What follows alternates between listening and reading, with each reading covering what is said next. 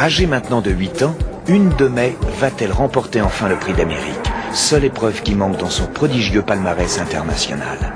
En France, bien sûr, mais à travers l'Europe et aux États-Unis, elle a dicté sa loi dans toutes les langues, pourrait-on dire.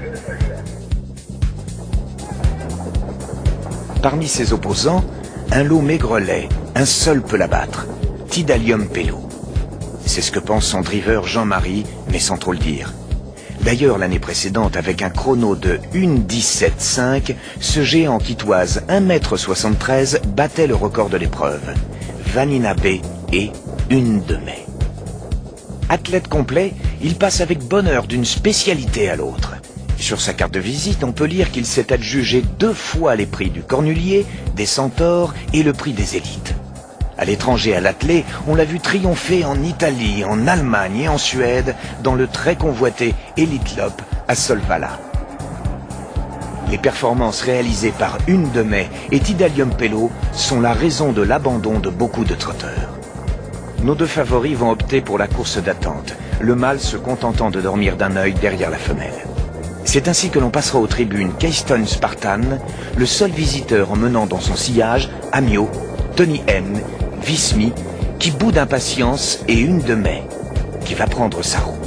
Un mot qui convient mal d'ailleurs, on verra pourquoi dans la montée.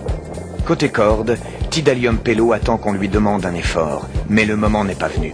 La physionomie de la course changera dans la descente, Vismi venant à l'extérieur pour se trouver à la hauteur de Keystone Spartan.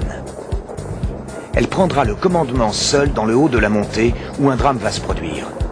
Nous le revivrons dans quelques instants. Une de Mai est en position idéale. Elle va suivre la très allante Vismi qui se débarrassera facilement de Keystone Spartan à bout de souffle quand on arrivera dans le dernier tournant. On peut légitimement penser que la diva prendra l'avantage sur Vismi. Restera ensuite dans la phase finale à endiguer l'attaque de Tidalium Pello, toujours en position d'attente. Les commentaires vont bon train dans les tribunes. Une de Mai va gagner, disent les uns. Tidalium Pello va la rejoindre et la battre, rétorquent les autres.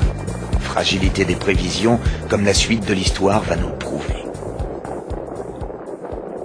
Ce scénario se déroule d'abord comme prévu. Keystone Spartan s'écroule et Vismi se retrouve donc en tête devant Une de Mai qui vient à ses côtés. Derrière elle, Tidalium Pello sort de sa torpeur, si l'on peut dire, et se rapproche plein de ressources. C'est alors que l'inattendu se produit. Vismi commet une faute et la roue gauche du sulky de Une de Mai est bloquée par celle de celui de Vismi. C'est l'accrochage qui met hors course Une de Mai.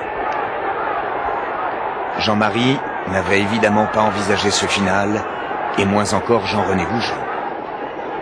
Lancé à plein régime, Tidalium Pello n'a plus qu'à foncer au poteau et il ne s'en prive pas, laissant les autres à distance respectueuse.